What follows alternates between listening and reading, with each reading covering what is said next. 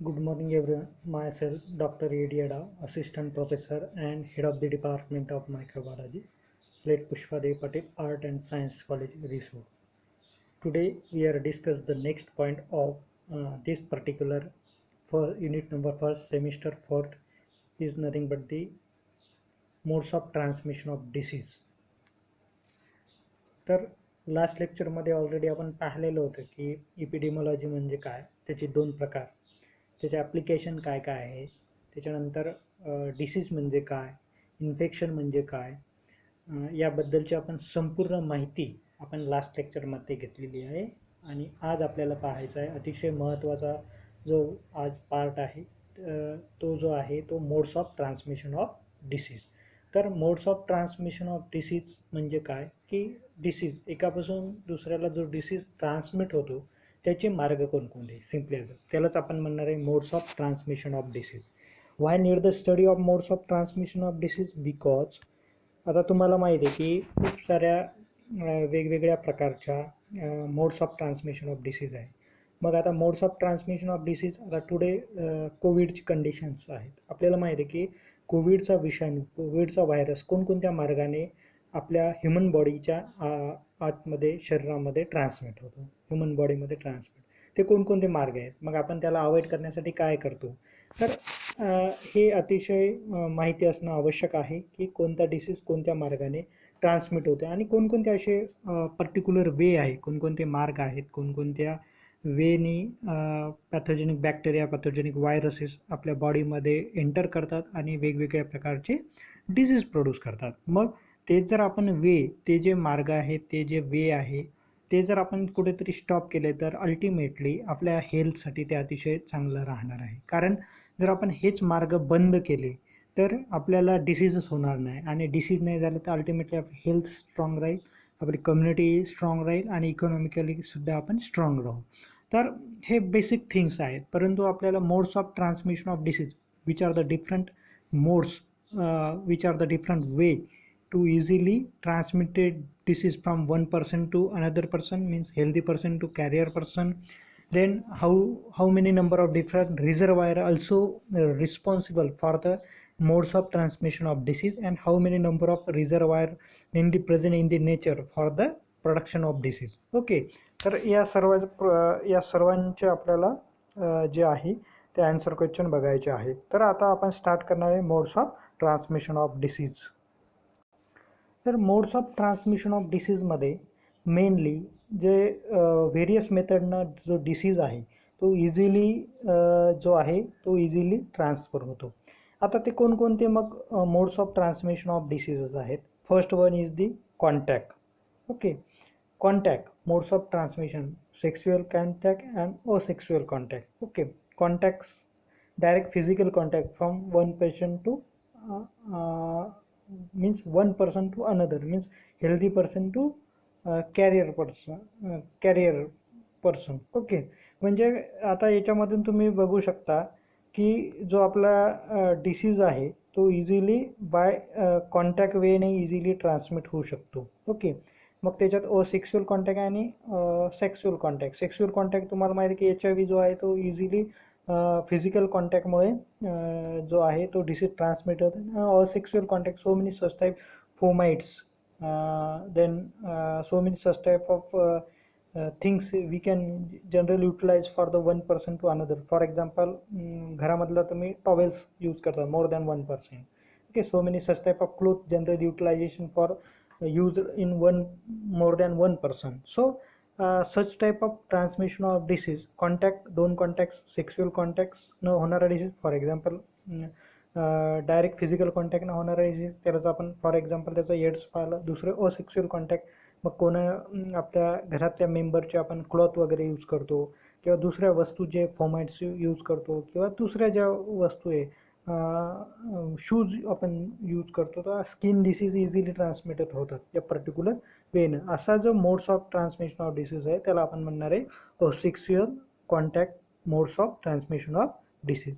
दुसरं आहे महत्त्वाचं इनहालेशन. ओके, नाव टुडे आता तुम्हाला माहिती आहे कोविडची कंडिशन आहे, इनहालेशन, तो त्यानं रेस्पायरेशन केलं किंवा इनहालेशन केलं, रेस्पिरेटरी ट्रॅक इन्फेक्शन, इन्फ्लुएन्झा आहे, ट्युबरक्युलोसिस आहे, कोविडचा व्हायरस आहे ते इझिली त्याने शिंकलं बोललं तरी इझिली त्या जो पेशंट आहे त्याच्या हेल्दी कॅरियर जो पर्सन आहे तो त्याच्यापासून इझिली हेल्दी पर्सनपर्यंत इनहेलेशननं तो डिसीज जो आहे तो ट्रान्समिट होतो. मग असं जे modes of transmission of disease आहे त्याला आपण काय म्हणणार आहे, simply as a inhalation modes of transmission of disease.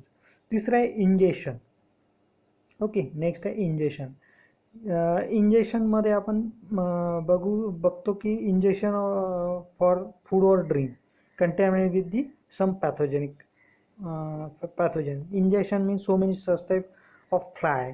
Okay, माशा वगैरे बसतात फूडवर, मिल्कच्या प्रोडक्टवर, फूडच्या प्रोडक्टवर आणि आणि टॉक्झिफिकेशन ते करत असतात त्या फूडमध्ये आणि त्याचं पॉयझनसमध्ये कन्व्हर्सेशन करून किंवा ते जे फूड आहे ते कंटॅमिनेट करून मग डायरिया असेल, such type of easily transmitted by the ingestion, and such type of modes of transmission is nothing but the ingestion modes of transmission of disease. Okay, then so many such type of thing now today. आता पावसाळा आहे, तुम्हाला माहिती आहे उघड्यावर अन्न असते, उघड्यावर मिल्कचे प्रोडक्ट असतात आणि आपण मार्केटमध्ये जातो तेच मिल्कचे प्रोडक्ट किंवा आपण हॉटेलमधून ते जे फूड आहे ते आपण कन्झप्शन करत असतो. मग अशा वेळेस ते झाकलेलं आहे का, ते व्यवस्थित आहे का, तिची त्या फूडची निगा कशी राखलेली आहे, प्रिझर्वेशन मेथड्स कशा युटिलायझेशन आहे, सॅनिटायझेशन कंडिशन तिथं मेंटेन केलेली आहे की नाही. ओके, आता तर सध्या कोविडची कंडिशन आहे तरीही पण आपण नेहमी ह्या ज्या गोष्टी आहेत म्हणजे सॅनिटायझेशन असेल, स्वच्छता असेल, ते फूड झाकलेलं असेल, त्याचे ठेवण्याची वापरण्याची पद्धत त्या हॉटेलची चांगली असेल तर आपण अल्टिमेटली तिथे डिसीज त्या फूडपासून आपल्याला होणारा डिसीज कमी प्रमाणात आहे. म्हणजे तिथे फूड इंटॉक्झिफिकेशन किंवा इंजेक्शन इझिली होत नाही फूडमध्ये आणि त्याच्यामुळे तो फूड जे आहे ते चांगल्या क्वालिटीचं असते. परंतु असं जे modes of transmission of disease आहे त्याला आपण म्हणणार आहे simply as a injection mode of transmission of disease. Then next, inoculation. Okay, pathogen are inoculated from directly into the tissue host in case of disease like tetanus and rabies. Okay, आता तुम्हाला माहिती आहे का रॅबिजचा virus असेल, tetanus आहे. Rabies तुम्हाला माहिती आहे डॉगच्या सलायवामध्ये राहतो. ओके, आपण म्हणतो मॅड डॉगने बाईट केल्यानंतर रॅबिज होतो. ओके, हायड्रोफोबिया कंडिशन डेव्हलप होते आणि ते सर्व CNS वर्क करत नाही, सेंट्रल नर्वस सिस्टीम, आणि तो पर्टिक्युलर पेशंट तसंच त्या डॉगप्रमाणे मॅड डॉगप्रमाणे करू शकतो जर आपण प्रॉपर ट्रीटमेंट घेतली नाही तर. मग अशा वेळेस किंवा टिटॅनस आपण एखाद्या वेळेस म्हणजे सॉईलमध्ये स्पोर फॉर्मिंग टिटॅनस राहतात आणि आपला एखादी इंजुरी झाली तर आपण अँटी टिटॅनसचं इंजेक्शन वगैरे घेतो. परंतु त्या सॉईलमध्ये तो टिटॅनस जो असतो तो प्रेझेंट असतो, क्लॉस्ट्रिडियम टिटॅनस हा बॅक्टेरिया, आणि तो इझिली तो तुमच्या ब्लडमध्ये ट्रान्समिट होतो. मग असं जे मोड्स ऑफ ट्रान्समिशन आहे त्याला आपण म्हणणार आहे इनॉक्युलेशन. ओके, देन त्याच्यानंतरचं आहे vector. So many such type of vector. For example आता आपल्याला माहीत आहे की आता पावसाळा आहे, मलेरिया डेंग्यूचे पेशंट सध्या जास्त आढळतात. म्हणजेच काय की जो डास आहे किंवा जे असे स्मॉल ॲनिमल आहे त्यांच्यापासून इझिली तो जो आहे आर्थ्रोपॉड्स आहेत, इन्व्हर्टिब्रेट्स आहे, याच्यामुळे जो डिसीज होतो म्हणजे डासामुळे होतो किंवा एखाद्या किड्यामुळे होतो किंवा आर्थ्रोपॉड इन्व्हर्टिब्रेट्समुळे जो डिसीज ट्रान्समिट होतो त्याला आपण सिम्पली असं म्हणणार आहे vectors modes of transmission of disease. Okay, त्याच्यानंतरचा modes of transmission of disease आहे कोजेनायटल. ओके, आता some pathogens are able to cross the placental barrier and infect the foetus in uterus. Okay, such pathogen is known as congenital pathogen, such as result in the infection is absorption, miscarriage or stillbirth. Okay, the आता congenital syphilis also mainly found in the urinogenital tract. Okay, urinogenital tract मुळे किंवा mother to फिटसमुळे जो modes of transmission of disease आहे त्याला आपण म्हणणार आहे simply as a congenital modes of transmission of disease. Okay, आता source of infection in man different. आता कोणकोणते असे सोर्सेस आहे आपण पाहिलेलं आहे की how many number of different sources. आता सोर्स कोणकोणते आहेत इन्फेक्शन इन मॅनमधलं. आता कोणकोणत्या मार्गानं हा जो डिसीज आहे तो सोर्स त्याच्या म्हणजे त्या इन्फेक्शनचे की तो पॅथोजन कुठे कुठे सर्वाईव्ह राहतो, त्यालाच आपण म्हणणार source of infection in man. Okay, man it self. Okay, स्वतः मॅन स्वतः. म्हणजे फॉर एक्झाम्पल एखादा पेशंट आहे, त्या पेशंटमध्ये हिडन फॉर्ममध्ये काही दिवस एखादा डिसीज खूप लॉंगपर्यंत लपून राहू शकतो. मग अशा वेळी त्याच्या कॉन्टॅक्टमध्ये आलेले सर्व लोकांना तो डिसीज जो आहे तो ट्रान्समिट करत असतो. फॉर एक्झाम्पल HIV चा पेशंट जरी असेल तर काही काळापर्यंत 2 वर्ष 3 वर्षसुद्धा तो जो HIV चा पेशंट आहे, एड्सचा पेशंट आहे, तो हिडन फॉर्ममध्ये तो पर्टिक्युलर पेशंटमध्ये राहू शकतो. So many such type of hidden disease mainly म्हणजे इझिली ह्युमन बॉडीमध्ये, मॅनमध्ये ते ह्युमन बॉडीमध्ये खूप जास्त काळापर्यंत हिडन फॉर्ममध्ये राहतात आणि त्याची सिम्पटम्स न दिसल्यामुळे आपल्याला वाटते की तो हेल्दी पर्सन आहे, आपण त्याच्या कॉन्टॅक्टमध्ये येतो आणि अल्टिमेटली काही दिवसानंतर त्याला डिसीज झाल्यानंतर आपल्याला तो डिसीज होतो. म्हणजे असं जे मोड्स ऑफ ट्रान्समिशन आहे त्यालाच आपण म्हणणार आहे म्हणजे हे जे आहे तर त्याला म्हणणार आहे कॅरियर. ओके, हा ते हेल्दी कॅरियर आहे. हेल्दी कॅरियर मी सांगितलं की हिडन फॉर्ममध्ये असतो, आपल्याला माहीत नाही तरी मोड्स ऑफ ट्रान्समिशन होतं. कोव्हॅलंट कॅरियर आहे, म्हणजे खूप जास्त तो एखादा पर्सन खूप जास्त आजारी आहे ना, आपण त्याच्या कॉन्टॅक्टमध्ये गेलो किंवा वेगवेगळ्या मार्गाने त्याच्या आजूबाजूला आपण सराउंडिंगमध्ये असलो त्या इन्व्हायरमेंटमध्ये, तरी आपल्याला इझिली तो मोड्स ऑफ ट्रान्समिशन डिसीज जो आहे तो इझिली आपल्यापर्यंत तो होऊ शकतो. त्याच्यानंतर जे आहे ते आपण बघणार आहे animal. Okay, source of animal. आता तुम्हाला माहिती आहे ॲनिमलमुळे खूप सारे डिसीजेस होतात. ओके, म्हणजे चिकन पॉक्स असेल, त्याच्यानंतर रॅबीज व्हायरस असेल, त्यानंतर खूप सारे असे कॉकपस, सो मेनी डॉग असतील, कॅट असतील, याच्यापासून सुद्धा स्किन रॅशेस किंवा फंगल इन्फेक्शन इझिली ट्रान्समिट होतात. मग हे जे ॲनिमल असतात ही इथे सोर्स ऑफ इन्फेक्शन म्हणजे इथे खूप जास्त प्रमाणात चान्सेस असतात आणि त्या पर्टिक्युलर ॲनिमलच्या बॉडीमध्ये किंवा ॲनिमलच्या सरफेस एरियावर, स्किनवर वेगवेगळ्या प्रकारचे fungal pathogen, bacteria pathogen mainly present inside the body of that particular animal. Okay, तर इझिली तो जो डिसीज आहे त्याच्या सराउंडिंगमध्ये जो का पर्सन येईल त्या डॉगच्या, कॅटच्या किंवा दुसऱ्या हेल्दी ॲनिमलच्या, चिकन पॉक्स असेल, तर या ॲनिमलच्या सराउंडिंगमध्ये खूप वेगवेगळ्या प्रकारच्या जे आहे ते इझिली तो डिसीज ट्रान्समिट होतो. हे सोर्स आहे. इथे रिझर्वायर आहे. इथे इन्फेक्शनचे जे मायक्रोऑर्गॅनिझम आहे ते खूप जास्त प्रमाणामध्ये या ॲनिमलच्या बॉडीमध्ये प्रेझेंट राहतात. त्याच्यानंतर आहे insect. Source of infection is nothing but the insect. Okay, आता इन्सेक्ट तुम्हाला माहिती आहे सो मेनी माइट्स असतील, फाईल्स असतील, टिक्स असतील. ओके, तर हे खूप जास्त प्रमाणामध्ये ब्लड सकिंग इन्सेक्ट आहे.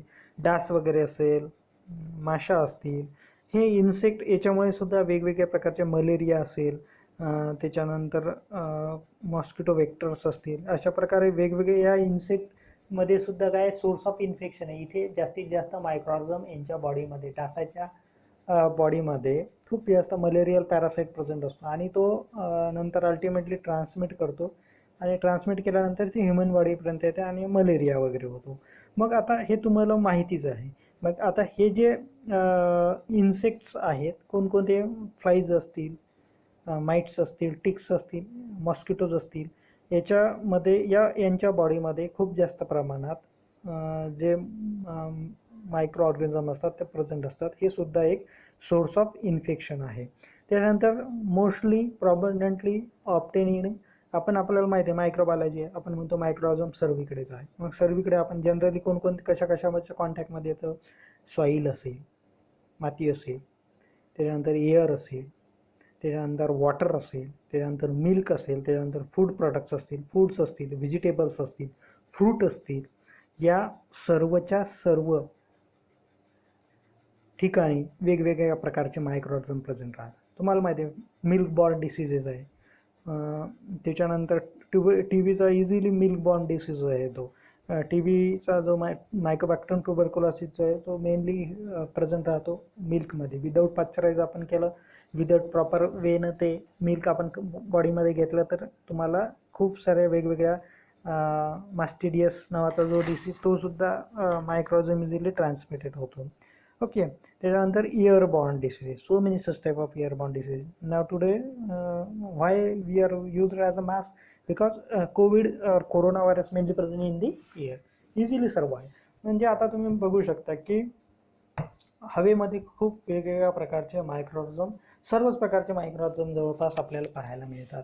परंतु नो डाऊट आपल्याला रोज डिसीज होत नाही, त्याचे वेगळे कारणं आहेत. Y? Because the number of different types of immune system mainly present in our host body, outer surface of the host body, they always work fight against that particular pathogens, no doubt. परंतु जर आपली immune system जर खराब झाली तर ultimately तो disease आपल्याला होत असतो. मग इयर मध्ये सुद्धा सोर्स ऑफ ट्रान्समिशन ऑफ डिसीजचे खूप जास्त आहे. सॉईल, 1 ग्राम ऑफ सॉईलमध्ये 1000 ऑफ बॅक्टेरिया प्रेझेंट राहतात. मग त्याच्यातले काही पॅथोजेनिक बॅक्टेरिया असतील, काही बेनिफिशियल मायक्रो ऑर्गॅनिझम असतील. मग जे पॅथोजन्स आहेत, for example Clostridium tetanus, okay, spore farming bacteria आपल्या बॉडी सॉईलमध्ये प्रेझेंट राहतो आणि इंजुरीच्या वेळेस तो जर आपल्या बॉडीमध्ये झाला आहे तर जर इझिली आपल्याला क्लॉस्ट्रिडियम टिटॅनस जे आहे धनुरात वगैरे आपल्याला होण्यासाठी ते मदत होते. मग सॉईलमध्ये मायक्रो ऑर्गॅनिझम असतात, एअरमध्ये असतात, वॉटरमध्ये असतात, मिल्क सॅम्पलमध्ये असतात, फूडमध्ये असतात, व्हेजिटेबल्समध्ये असतात, इयरमध्ये असतात. मग इयरमध्ये कोणकोणते बॅक्टेरिया असतात? अँथ्रॅक्स असतील, ट्युबरक्युलोसिस असेल. आता तुम्हाला माहिती आहे ट्युबरक्युलोसिसचा पेशंट जर तुमच्या घरात असेल, आजूबाजूला असेल, तर तेव्हा तो जो पेशंट जेव्हा इनॅलेशन करतो, म्हणजे स्पुटम वगैरे बाहेर टाकतो, थुका वगैरे बाहेर टाकतो, तर इझिली तो डिसीज जो आहे तो इझिली आपल्या होस्ट बॉडीपर्यंत पोहोचत असताना आपल्याला सुद्धा तो डिसीज होण्याचे चान्सेस असतात. त्याच्यानंतर आहे इयरमध्ये इन्फ्लुएन्झा व्हायरस असते, हिपॅटायटिस व्हायरस असते, चिकन पॉक्स असतात, डेंग्यूचे काही मायक्रोऑर्गॅनिझम प्रेझेंट असतात, काही व्हायरस असतील, काही फंगल स्पेसिस, ईस्ट स्पेसिस, प्रोटोझोआसुद्धा प्रेझेंट आहे. आता today mucor mycosis mainly present in the air. Okay, fungal species आहे, ती इझिली फाउंड होते. परंतु जेव्हा आपल्याला तो तर आजच्या लेक्चरमध्ये आपण पाहिलं modes of transmission of disease.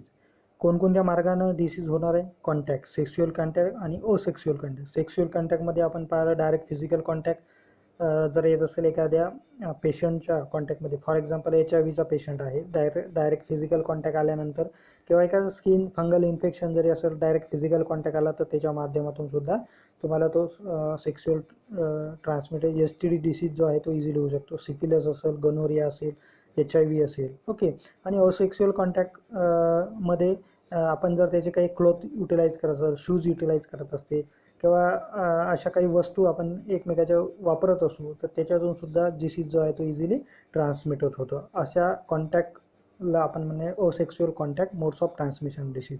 त्याच्यानंतर दुसरा प्रकार पाहिला होता इनहालेशन.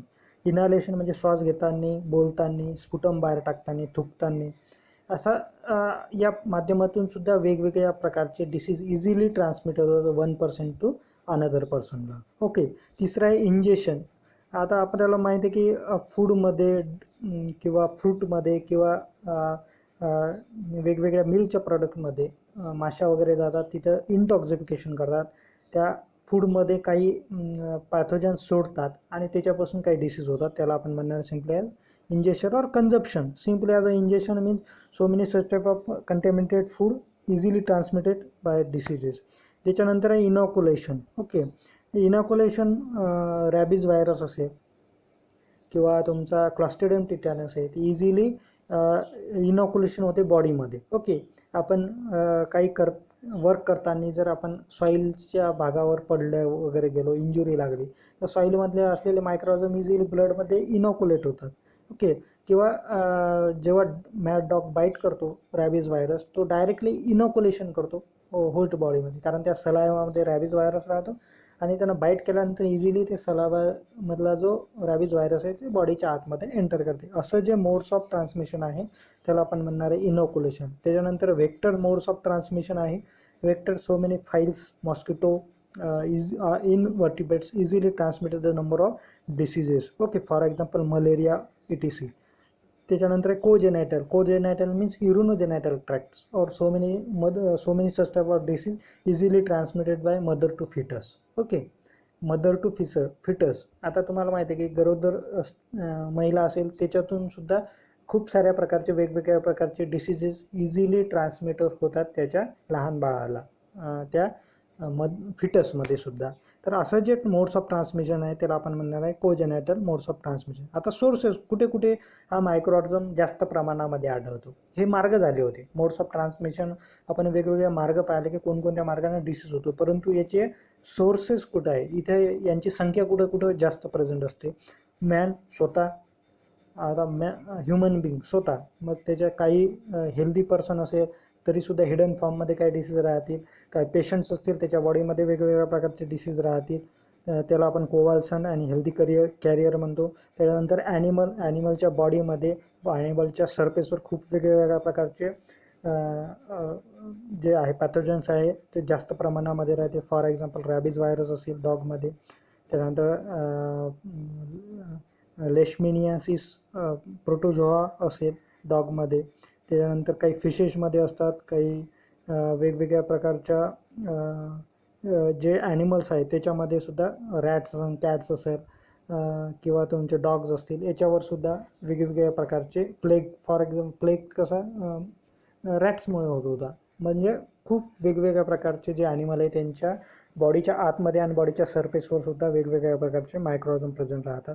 तसंच इन्सेक्ट्स आहे, मलेरियल पॅरासाईट आहे, अर्थ म्हणजे फ्लाईज असतील, डास असतील, माशा असतील, याच्यामध्ये सुद्धा यांच्या बॉडीमध्ये सुद्धा वेगवेगळ्या प्रकारचे मायक्रोऑर्गनिझम राहतात आणि ते इझिली ट्रान्समिट करतात वेगवेगळ्या मोडनी. आणि इनॉक्युलेशन असेल, इंजेक्शन असेल, आणि ते आपण कन्झप्शन करतो मार्केटमधून आणल्यानंतर, उघड्यावरचं फूड किंवा मिल्क किंवा फ्रूट प्रोडक्ट किंवा फ्रूट किंवा व्हेजिटेबल्स. ओके, तर असं जे हे वेगवेगळे सोर्सेस आहे. आणि सर्वात जास्त सोर्सेस जे असेल सॉईलमध्ये सर्व प्रकारचे मायक्रोऑर्गनिझम असतात, पॅथोजेनिक मायक्रोऑर्गनिझम. एअरमध्ये सुद्धा खूप जास्त प्रमाणामध्ये पॅथोजेनिक मायक्रोऑर्गनिझम असतात. त्याच्यानंतर वॉटरमध्ये, कंटॅमिनेटेड वॉटरमध्ये सुद्धा वेगवेगळ्या प्रकारचे पॅथोजेनिक मायक्रोऑर्गनिझम असतात. आणि याच्याशिवाय आपण सर्वाईव्ह राहू शकतो. विदाऊट एअर आपण सर्वाईव्ह राहू शकत, विदाऊट वॉटर सर्वाईव्ह नाही, विदाऊट फूड आपण सर्वाईव्ह राहू शकत नाही. मग अशा वेळेस प्रत्येक ठिकाणी आपल्याला मायक्रोबायोलॉजिकल मेथड म्हणजे सॅनिटायझेशन कंडिशन असेल, प्रॉपर वॉशिंग असेल व्हेजिटेबलची, फूडची, फूड चांगल्या ठिकाणून मार्केटमधून आणलं पाहिजे. मीठ असेल तर तुम्ही मीठच्या मार्केटमध्ये जाता, आणि मग तिचं वातावरण असेल, त्याची नीफ असेल, each and every condition important as far as sanitization condition as well as source of microorganism as well as the healthy person. म्हणजे हेल्दी पर्सनसाठी ह्या सर्व गोष्टी खूप महत्त्वाच्या असतात. ओके, तर या वेगवेगळ्या मार्गाने आणि वेगवेगळ्या सोर्सेसनी मायक्रोऑर्गनिझम इझिली ट्रान्समिट होतो होस्ट बॉडीमध्ये. आज इथे आपण थांबून जाऊ. नेक्स्ट लेक्चरमध्ये पाहायचं तुम्हाला normal flora of human body. Thank you everyone.